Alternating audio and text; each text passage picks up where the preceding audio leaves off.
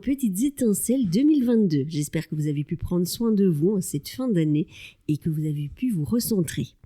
Pour débuter cette année nouvelle, j'aimerais mettre en avant ma jolie étincelle de voisine. Depuis début août, je vis dans un habitat partagé. Alors pour le moment, la connexion avec les autres voisins est un peu compliquée, mais une étincelle a illuminé mon installation. Elle s'appelle Hélène Albuissec-Gomez. J'ai connu cette jolie jeune femme de 39 ans, enceinte, et puis il y a maintenant un peu plus d'1 mois, elle nous a fait un bébé de Noël. La petite Cali est née à la maison. Bonjour Hélène. Bonjour Valérie. Comment allez-vous aujourd'hui toutes les deux, parce que tu es accompagnée de Cali là devant, qui est portée par ton écharpe. Effectivement, et qui est plus ou moins en train de s'endormir. Écoute, on va bien, Cali va super bien, moi aussi, je suis très fatiguée, mais je ne vais pas m'endormir, en tout cas pas maintenant. Super. Alors, comment ça s'est passé ? Donc, ce jour-là, en plus, avant que tu n'accouches, quelques heures avant, j'étais dans ton appartement. Tu étais plié en 4. Et oui, on peut rire parce que tu rigolais. Tu n'arrêtais pas. C'est ton premier bébé. C'est important. C'est mon premier bébé. Alors, il y en a qui font des dénis de grossesse. Et moi, j'ai fait un déni d'accouchement, je pense. Puisqu'effectivement, quelques heures avant d'accoucher, tu es passé me voir. Et on discutait et à un moment, tu m'as dit « Je vais te laisser parce que je crois que tu vas accoucher ». Donc, je pense que tu en étais consciente avant moi. En même temps, je ne savais pas à quoi m'attendre et ce n'était pas du tout ce qu'on m'avait raconté, décrit. Donc voilà, j'ai accouché chez moi, ce n'était pas prévu. J'étais censée aller à la maternité. Et, tu devais aller à Erasme ? Je devais aller au Cocon. Le Cocon, c'est un gîte de naissance qui est physiquement dans l'hôpital Erasme, mais qui est un endroit dédié à la naissance naturelle. Donc ça faisait plus ou moins 9 mois que je me préparais à aller donc donner naissance dans cet endroit. Et puis finalement, j'ai donné naissance dans mon salon à la petite Cali, qui est arrivée très vite, alors que pour un premier bébé, on a tendance à dire que ça prend du temps.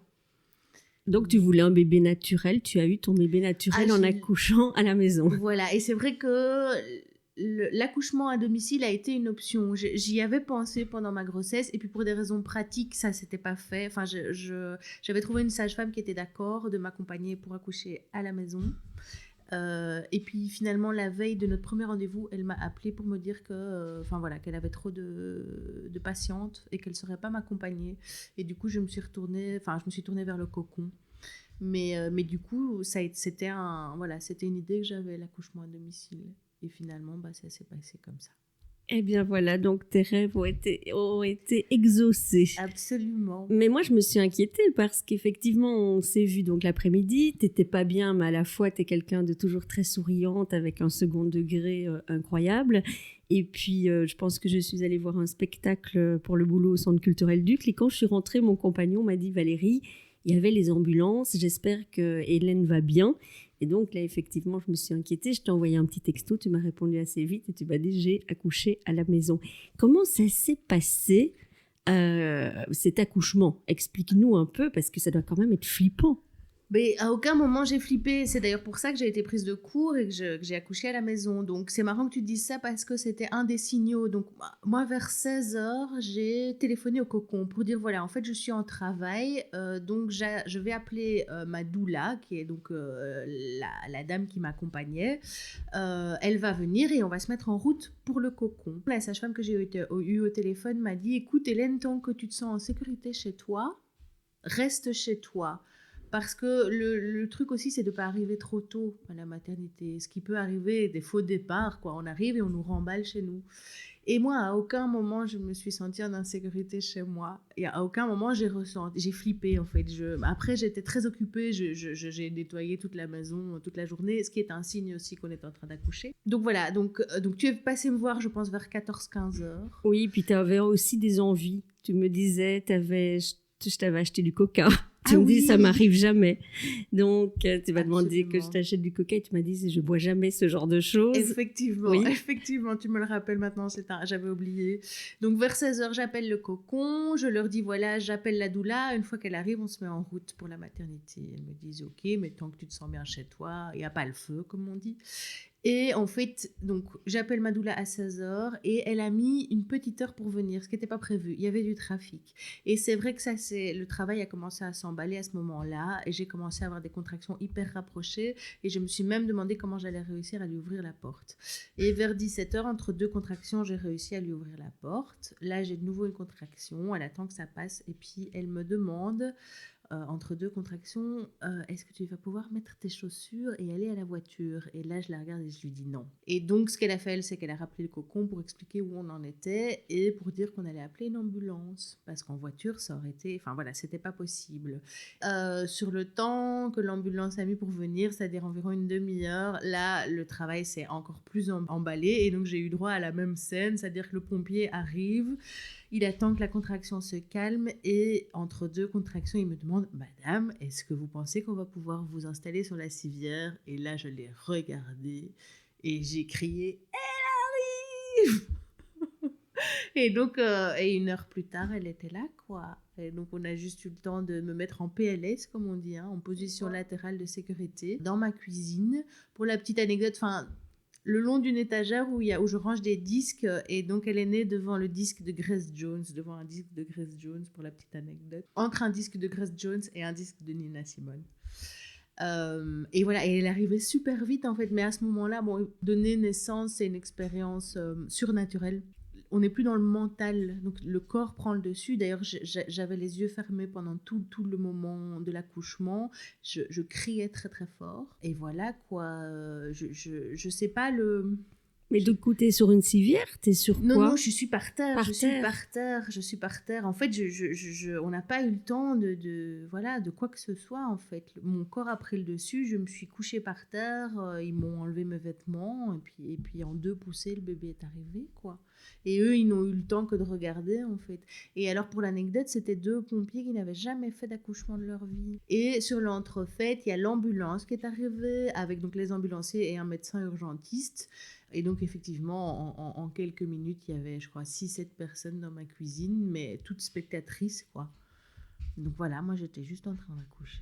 Mais quelqu'un a coupé le cordon. Alors, un des 2 pompiers a coupé le cordon et il l'a coupé trop court parce qu'il n'avait jamais fait ça de sa vie. Et donc, on a dû faire des petits points à Cali. Mais voilà, il n'y a pas de problème, c'était anodin. Mais voilà, alors ils avaient un petit bonnet qu'ils ont sorti, ils lui ont mis sur la tête. Ils ont été adorables. Et puis, tout le monde était... c'était un peu un état de grâce parce que les pompiers, ils étaient super reconnaissants d'avoir vécu ça pour la première fois de leur vie. Voilà. Et les ambulanciers trouvaient ça super chouette de commencer leur service de nuit par une bonne nouvelle, par un accident de la vie, mais un magnifique accident de la vie, pas une catastrophe.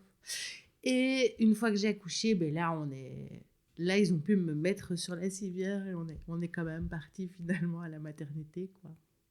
Et maintenant, comment tu te sens? Alors, on est à un peu plus de 5 semaines de l'accouchement.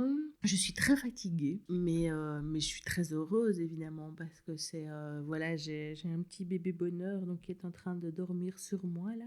Écoute, la maternité, j'ai pas encore beaucoup de recul, je suis en plein dedans. Il y a quelque chose de surnaturel, comme je le disais pour l'accouchement. On est porté par une force, je sais pas, j'ai pas encore beaucoup de recul, donc je vis le truc à fond. Je suis en fusion avec mon bébé. Ça se passe super bien parce que j'ai tiré le gros lot. C'est une loterie, hein, les bébés, et mon bébé est très très calme. Elle est hyper facile, elle pleure pas, enfin voilà. Écoute, on vit les choses au jour le jour. Bon, la fatigue physique est là, mais... Après, je réalise pas encore. Parfois, je la regarde et je me dis, punaise, quoi. Elle sera là tout le temps, 24 heures sur 24, 7 jours sur 7. C'est ma fille. Voilà. L'idée, c'est ma fille. C'est encore tout à fait nouveau, quoi. Je suis encore en train de réaliser. Ce qui est intéressant aussi, c'est que quand je t'ai rencontré au début, tu m'expliquais des choses un peu plus compliquées. C'est-à-dire que tu avais un boulot, tu as fait un burn-out.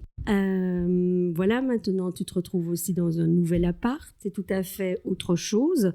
Et tu m'expliquais que tu n'avais jamais été aussi centrée et que tu te sentais vraiment super bien. Je crois que tu es une hypersensible aussi comme moi. Et que tu m'as dit, ben voilà, je vis les choses et je me sens vraiment bien. Ça, c'était un état de grâce pendant la grossesse. C'est vrai que j'étais hyper ancrée, comme jamais. Il n'y avait plus de doute en une fois. Voilà, je vivais les choses au jour le jour avec une espèce d'ancrage que j'ai rarement ressenti. Je dois être honnête, ça fait quelques jours que je suis moins ancrée parce qu'il y a un peu des vieilles angoisses qui sont maintenant revenues. Bon, je sais pas encore comment je vais gérer ça et je crois que c'est tout à fait normal. Voilà, je redescends quoi. Je redescends un peu de cet état de grâce. Là, c'est la réalité en plein, c'est la responsabilité de ce petit bout. Voilà, je trouve pas le mot, mais je suis un peu moins désinvolte quoi.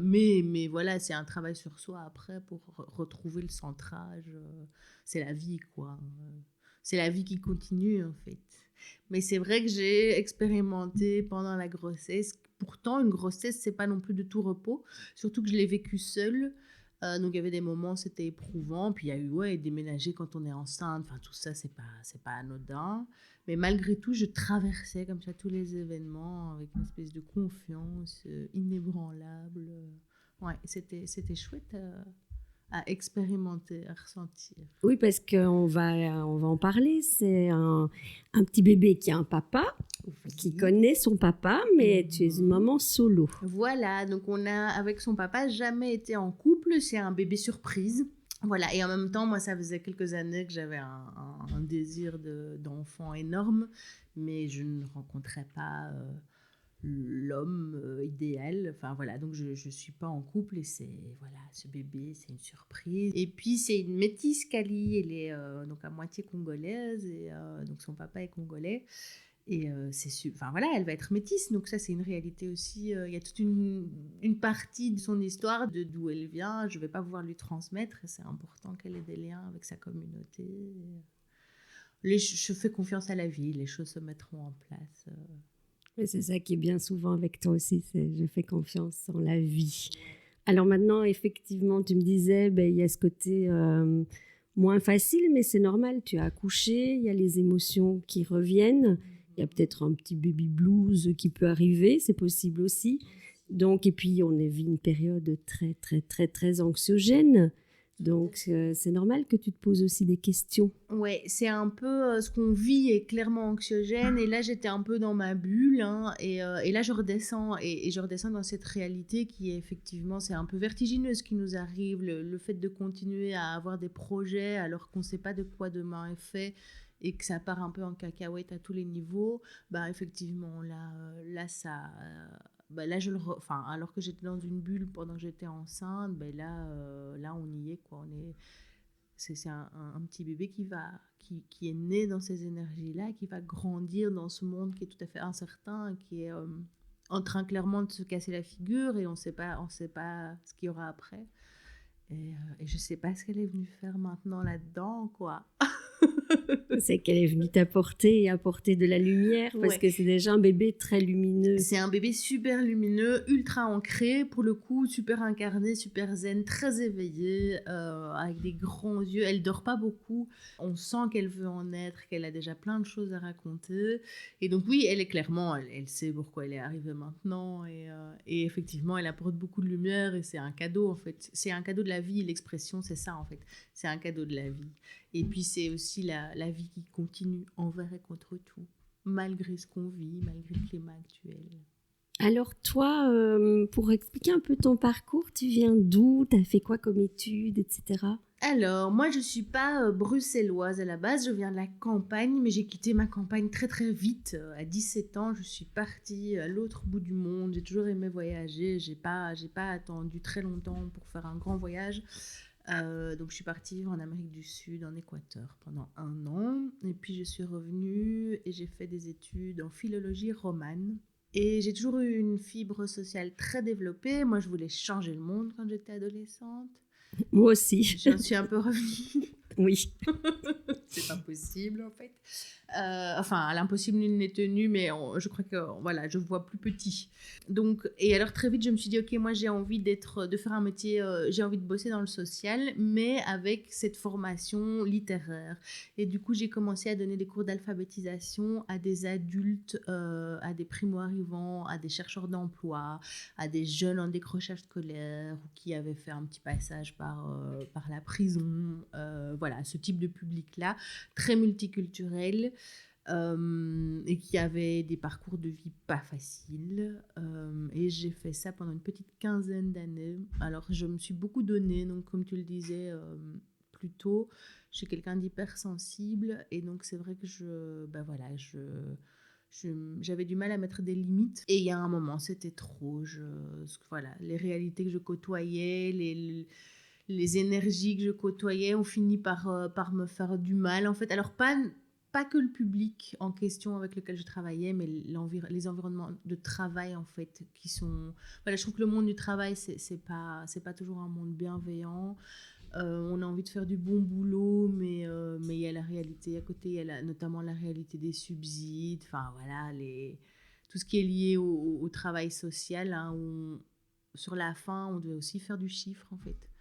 Il n'y a rien à faire, on devait remplir nos groupes et on devait les mettre à l'emploi.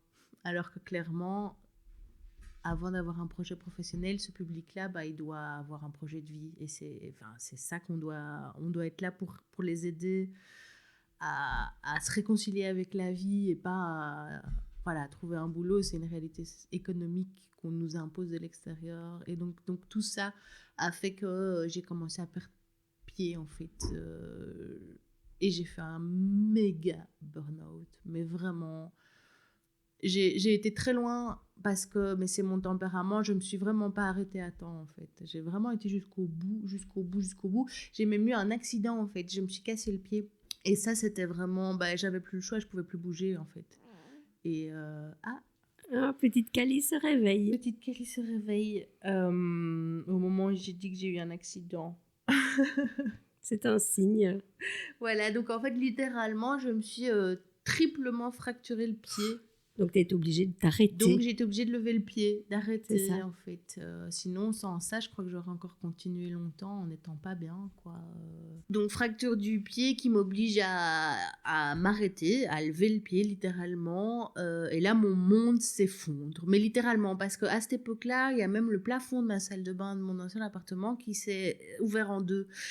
Voilà, j'ai eu un gros dégât des eaux. Tout est arrivé en même temps. C'était en novembre, il y a 2 ans. Oui, c'est ça.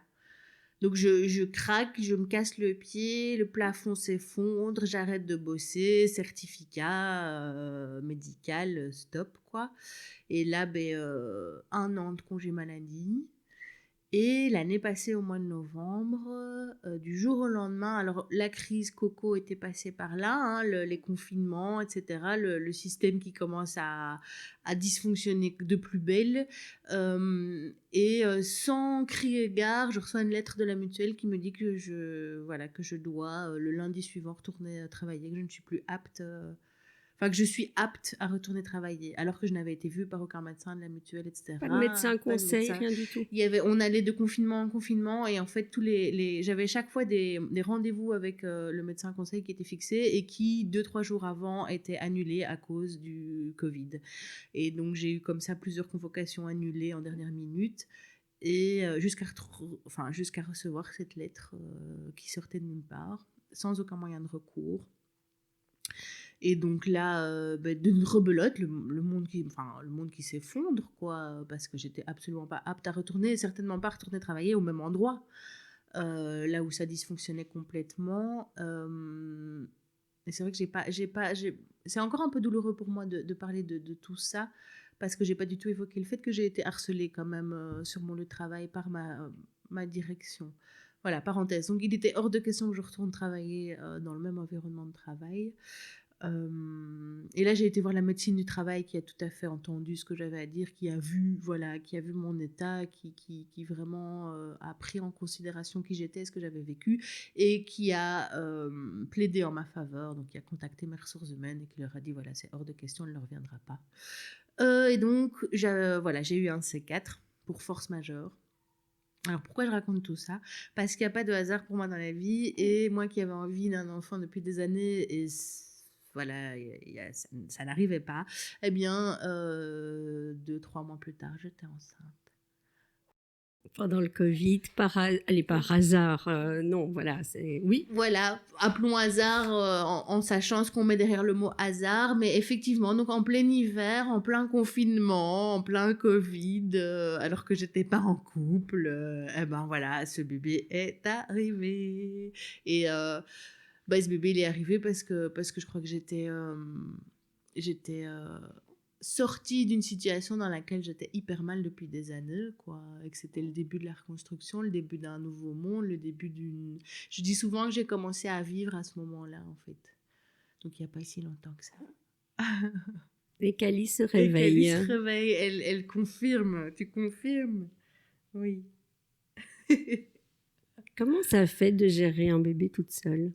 Eh ben, c'est un peu vertigineux par moment. Alors, à la fois, il y a des avantages d'être seule, c'est-à-dire que c'est moi qui décide de tout pour le moment, jusqu'à ce qu'elle puisse avoir, jusqu'à ce qu'elle ait son mot à dire. Mais donc, on est dans une espèce de bulle, on est en fusion, c'est juste elle et moi, on est à notre rythme. Il y a pas de... Enfin, voilà, j'ai pas de concession à faire avec quelqu'un qui aurait des visions différentes. Et puis parfois, c'est... Moi, j'ai juste envie de dormir, par exemple. Et non, elle est là, quoi. Elle est là tout le temps, en fait. C'est ça qui est vertigineux. Et je la regarde et puis je me dis, oh, punaise, c'est toi et moi tout le temps. Et j'ai eu le Covid il y a 2-3 semaines. Hein. Et là, j'ai pris conscience que j'avais besoin de backup quand même parce que quoi s'il m'arrive vraiment quelque chose et que je sais plus m'occuper d'elle. Mais bon, malgré tout, voilà, j'ai été malade grippée, je dirais, pendant 1 semaine. Et quand on a un bébé qui se réveille toutes les heures 30 pour manger la nuit, c'est vraiment pas facile. Mais c'est derrière nous, on l'a fait. Et donc, en fait, c'est ça la vie, c'est que tout passe. Tout passe. Donc même s'il y a des jours où c'est difficile, où en fait tout passe, j'ai pas d'autre voilà. T'es bien entourée? Alors je suis bien entourée et du coup, et c'est vrai que j'en ai parlé un peu autour de moi, après avoir été malade, j'ai dit à certains de mes amis, ok, moi j'ai besoin de savoir si, si je peux compter sur vous pour le moment où j'en aurai besoin. Qui s'occuperait de ma fille si jamais un jour c'est nécessaire. Et puis il y en a plusieurs qui ont répondu présent, quoi. Donc, et donc je me dis que ce Covid, il n'est pas venu pour rien non plus, en fait, parce qu'il m'a fait... il m'a fait réaliser que même si on est jusqu'ici, on se débrouille bien, dans la vie, on se débrouille quand même mieux quand on est ensemble. T'aurais un conseil à donner à une maman qui accoucherait pour la première fois? Oh là là, j'aime pas donner des conseils, mais peut-être juste une idée ou... En fait, et il y a ça avec la grossesse et l'accouchement, c'est qu'on est souvent dépossédé de cette expérience parce que justement, tout le monde va nous donner des conseils ou va nous expliquer comment ça s'est passé. Or, chaque grossesse est unique, chaque accouchement est unique. Donc, un conseil, je sais pas, mais... de prendre les choses au jour le jour, c'est très marrant, voilà. Parce que, donc, quand j'étais enceinte, je disais une chose, je disais, être enceinte, c'est comme ça, et le lendemain, ça changeait. Et c'est la même chose avec bébé. Je dis, aujourd'hui, elle a dormi 4 heures d'affilée, chouette, et le lendemain, elle va se réveiller toutes les heures 30. Et donc, en fait, c'est de se dire que tout change, qu'il n'y a rien de permanent. Et du coup, de vivre les choses au jour le jour, à la minute, d'être pleinement présent à ce qui se passe sans tirer de conclusion. Et puis de vivre à fond ce qu'on vit en étant conscient que c'est unique, en fait. Et qu'on a beau... parce que les gens, ils sont la plupart du temps hyper bienveillants. Ils veulent donner des conseils, ils veulent t'expliquer comment eux c'était pour que ça puisse t'aider. Mais en fait, c'est de pas trop écouter et d'avoir conscience de cette unicité. Enfin, du fait que ce qu'on vit est unique et que c'est très bien. Voilà. Et quand tu regardes ta cuisine, ça te fait quoi? J'aime bien. Franchement, c'est... Ça, c'est quand même un truc de fou, quoi. Donc, effectivement, j'y pense tout le temps. Je regarde ce disque de Grace Jones et je me dis, ah, elle est née là, elle est née là. Et d'ailleurs, dès qu'il y a quelqu'un qui vient chez moi, qui vient pour la première fois, c'est une des premières choses que je dis. Je dis, voilà, elle est née là et je montre le sol. Oh non, c'est incroyable, c'est incroyable. Elle a déjà entendu cette histoire-là des milliards de fois et elle l'entendra encore. Et alors, pour l'anecdote, cette naissance à la maison a fait que j'ai eu beaucoup de mal à la déclarer. Ah oui, explique-nous. Donc, il y a eu un imbroglio administratif parce que, donc, elle est née à Molenbeek à la maison, mais l'adresse qui a été encodée était encore mon ancienne adresse à Saint-Gilles. Enfin, donc c'est le médecin urgentiste qui était sur place qui doit remplir les papiers pour la déclaration de naissance. Et l'administratif, c'est pas son fort. Et donc lui, quand il a rempli les papiers, donc il a mis l'ancienne adresse de Saint-Gilles et il a mis une autre adresse qui est l'adresse par laquelle rentrent les véhicules, qui n'est pas non plus mon domicile actuel. Et donc je suis arrivée à la commune avec ce papier et le gars de l'état civil m'a dit, écoutez madame, je peux rien faire avec ça, c'est pas correct. Et du coup j'ai dû retrouver le médecin urgentiste qui avait rempli les papiers et c'était déjà pas facile parce qu'en fait c'était des médecins de Saint-Jean qui m'ont embarqué à Erasme après un accouchement à Molenbeek. Donc il y a eu aussi tout Donc 3 communes différentes. 3 communes différentes et chaque fois que j'avais quelqu'un au téléphone, je devais réexpliquer et les gens ne comprenaient absolument rien. Et puis j'ai réussi à joindre le médecin urgentiste pour lui dire que les papiers étaient mal remplis, qu'il fallait recommencer et il me répond, je suis en vacances en Pologne. Ok. Tu es multiculturelle. Voilà.